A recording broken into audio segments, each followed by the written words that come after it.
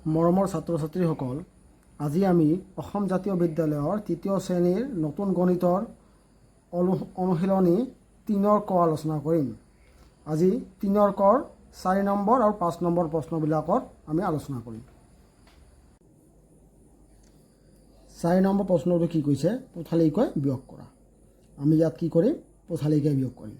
যেনেকৈ পথালিকৈ যোগ কৰিছিলোঁ, ইয়াত পথালিকৈ বিয়োগ কৰা। ইয়াতো আমি কি কৰিম? প্ৰথমে এককৰ পৰা একক বিয়োগ কৰিম, দশকৰ পৰা দশক, শতকৰ পৰা শতক। প্ৰথমে কি? এককৰ পৰা একক। ৮ৰ পৰা ০ বিয়োগ কৰিলে ৮। দশক কি আছে? ৯। ইয়াত দশকত আছে ৫। ৯ৰ পৰা ৫ বিয়োগ কৰিলে ৪। শতকত আছে ৬। ইয়াৰ শতকত ৩। ৬ৰ পৰা ৩ বিয়োগ কৰিলে ৩। এবাৰ ৬টো গ নম্বৰটো। ইয়াৰ এককত আছে ৮। ইয়াৰ এককত ৯। কি কৰিম? ৮ৰ পৰা ৯ বিয়োগ কৰিম। যাব নেকি? নাযাব, কাৰণ কি হ'ল? ৮টো সৰু। আমি কি কৰিম? ১ ধাৰ কৰিম। কাৰ পৰা? ইয়াৰ পৰা। আমি ১ ধাৰ কৰিম ৭ৰ পৰা। তেনেহ'লে কি হ'ব? বিয়োগ কৰিলে ৯। ইয়াত লিখি দিম আমি ৯। আমি কাৰ পৰা ১ ধাৰ কৰিছিলোঁ? ৭ৰ পৰা। এইটো ৭ৰ পৰা। তেনেহ'লে ৭ৰ পৰা ১ কমি যাব, কি হ'ব? ৬। ৬। এবাৰ ৬ৰ পৰা কি বিয়োগ কৰিম? ৫। তেনেহ'লে কি হ'ব? ৬ৰ পৰা ৫ গ'লে ১। ৬ৰ পৰা ৫ গ'লে ১। এবাৰ বাকী থাকিল কি? ইয়াত শতকত ৯, ইয়াৰ শতকত ৪। ৯ৰ পৰা ৪ গ'লে কিমান? ৫। এবাৰ হাজাৰত কি আছে? ৩। ইয়াৰ হাজাৰত নাই, গতিকে ৩টো ৩য়ে বহিব। বুজি পাইছা তোমালোকে? এবাৰ চোৱা এইটো ঘ নম্বৰটো। ইয়াৰ এককত ০, ইয়াৰ এককত ০। ০ৰ পৰা ০ বিয়োগ কৰিলে ০। দশকত ০, ইয়াতো ০। ইয়াৰ দশকতো ০।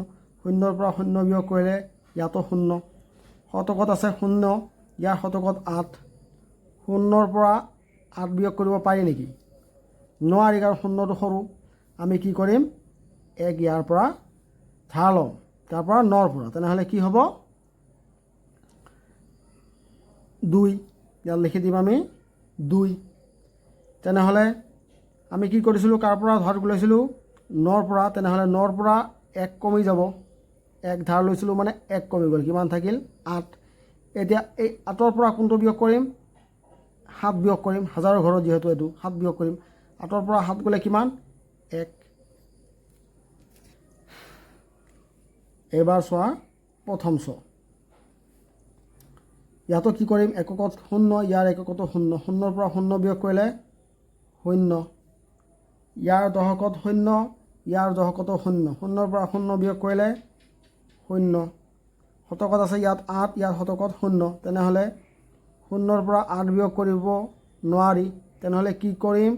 ১ ধাৰ কৰিম। কিমান হ'ব? ১০। ১০ৰ পৰা ২ গ'ল, ৮ গ'লে থাকিল ২। ইয়াত লিখি দিম আমি ২। কাৰ পৰা ধাৰ লৈছিলোঁ? ৬ৰ পৰা। তেনেহ'লে ৬টো কি হ'ব? ১ কমি যাব। ৬ ১ কমিলে কি হ'ব? ৫। তেনেহ'লে ইয়াত ৫এ থাকিল।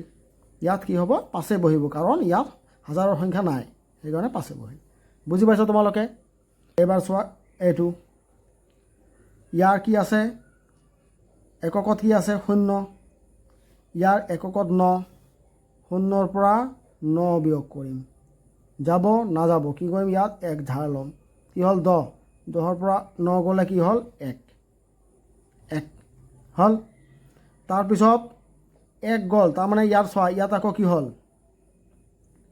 এবাৰ ০ৰ পৰা ৯। ০টো কি হ'ল? ইয়াৰ পৰা ১ বিয়োগ। তাৰমানে তুমি কি কৰিবা? এইটো ০ৰ পৰা ১ বিয়োগ কৰা মানে তুমি ১০ৰ পৰা ১ বিয়োগ কৰিবা। ০ৰ পৰা ১টো বিয়োগ কৰিব নোৱাৰি। ০ৰ পৰা ১ বিয়োগ কৰিব পাৰি নেকি?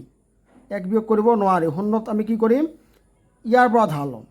কাৰ পৰা? ৯ৰ পৰা। ইয়াৰ পৰা ১ ধাৰ কৰিম ১০। তেনেহ'লে ১ ধাৰ কৰিলে কি পালোঁ? ৯। এবাৰ এই ৯ৰ পৰা কি বিয়োগ কৰিম? ৯ৰ পৰা আমি ৯ বিয়োগ কৰিম। তেনেহ'লে কি হ'ব? ৯ৰ পৰা ৯ বিয়োগ কৰিলে এইটো ৯। এইটো ৯ বিয়োগ কৰিলে কি হ'ব? ৯ৰ পৰা ৯ বিয়োগ কৰিলে ০ হ'ল। এবাৰ থাকিল তেনেহ'লে কি? ৯টো কি হৈ গ'ল? এইবাৰ যিহেতু ৯ৰ পৰা ১ ধাৰ লৈছিলোঁ, এই ৯ৰ পৰা ৯টো ১ কমি যাব।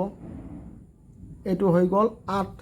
তেনেহ'লে এই 8ৰ পৰা কি বিয়োগ কৰিম 7 বিয়োগ কৰিম তেনেহ'লে 8ৰ পৰা 7 বিয়োগ কৰিলে কিমান হ'ব 8ৰ পৰা 7 বিয়োগ কৰিলে 1 ইয়াত লিখি দিম 1 বুজি পাইছা শতকত কি আছে 8 ইয়াত নাই শতকটো নহয় এইটো কিমান হাজাৰ হাজাৰত আছে 8 ইয়াত নাই হাজাৰৰ সংখ্যাই নাই অংক নাই গতিকে 8টো 8এ বহিব এইটো বুজি পাইছা তোমালোকে এতিয়া তোমালোকে কি কৰিবা মই ইয়াৰ আগৰ ভিডিঅ'বিলাকত কৈছোঁ তোমালোকে চাবা আগৰ ভিডিঅ'বিলাক যে তুমি এইটো নিজে প্ৰমাণ কৰি চোৱা হয় না নাই কি কৰিম ইয়াত এইটো আৰু এইটো পুৰা এই বিয়োগফলটো আৰু এইটো সংখ্যা যোগ কৰি চোৱা 9 লগত 1 যোগ কৰিলে কিমান 0 9 আৰু 1 10 10ৰ 0 হাতৰ 1 তাৰপিছত 9 লগত 0 যোগ কৰিলে কিমান হয় 9 হয় হাতৰ 1 10 10ৰ 0 10ৰ 0 হাতৰ আকৌ 1 এবাৰ কি হ'ব 7ৰ লগত 1 যোগ কৰা 8 হাতৰ 1 9 8টো 8এ বহিল এইটো পালোঁ তাৰমানে এইটো শুদ্ধ হৈছে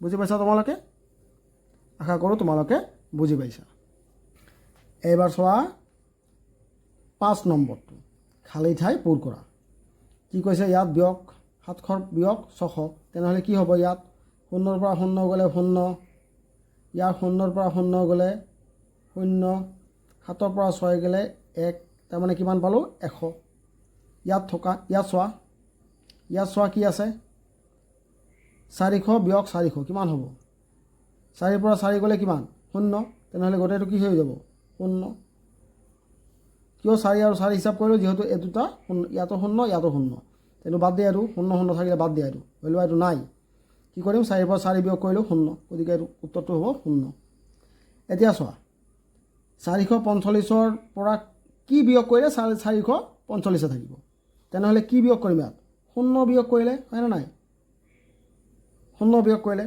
যিকোনো সংখ্যা এটাৰ পৰা 0 বিয়োগ কৰিলে সেই সংখ্যাটোৱে হয় তেনেহ'লে ইয়াৰ এইটোৰ পৰা 0 বিয়োগ কৰিছোঁ এই সংখ্যাটোৱে পাইছোঁ বুজি পাইছা তেনেহ'লে আৰু চোৱা এইবিলাক এইটো ক'ত নিজে কৰিবা এইটো আগৰ নিচিনা নিজে কৰিবা এইটোও পাৰিবা তোমালোকে কৰিব এইটো চোৱা কি হ'ব 390 বিয়োগ 0 কি হ'ব ইয়াত 390ৰ পৰা 0 মানে সংখ্যা যিকোনো সংখ্যা এটাৰ পৰা 0 বিয়োগ কৰিলে সেই সংখ্যাটো হয় ইয়াত সংখ্যাটো কি আছে 390 হ'ল ইয়াত চোৱা খালী ঠাই আছে বিয়োগ 0 তাৰমানে এনেকুৱা এটা সংখ্যা আছে ইয়াত সংখ্যা হ'ব ইয়াত যাৰ পৰা 0 বিয়োগ কৰিলে এইটোৱে হ'ব তেনেহ'লে ইয়াত কি হ'ব এইটো হ'ব 378 চোৱা 378ৰ পৰা 0 বিয়োগ কৰিলে কি হয় এইটো হয় 0ৰ পৰা 0 বিয়োগ কৰিলে 0 হয় বুজি পাইছা তোমালোকে মই সকলোবিলাক কৰি দিয়া নাই তোমালোকক চববিলাক কৰি দিয়া নাই যিবিলাক কৰি দিয়া নাই মই এইবিলাক তোমালোকে নিজে কৰিবা ঘৰত বুজি পাইছা আশা কৰোঁ তোমালোকে মই যিখিনি বুজাইছোঁ বুজি পাইছা আৰু মোৰ চেনেলটো তোমালোকে কি কৰিবা ছাবস্ক্ৰাইব কৰি দিবা আৰু তোমালোকৰ বন্ধু বান্ধৱীৰ মাজত শ্বেয়াৰ কৰিবা ধন্যবাদ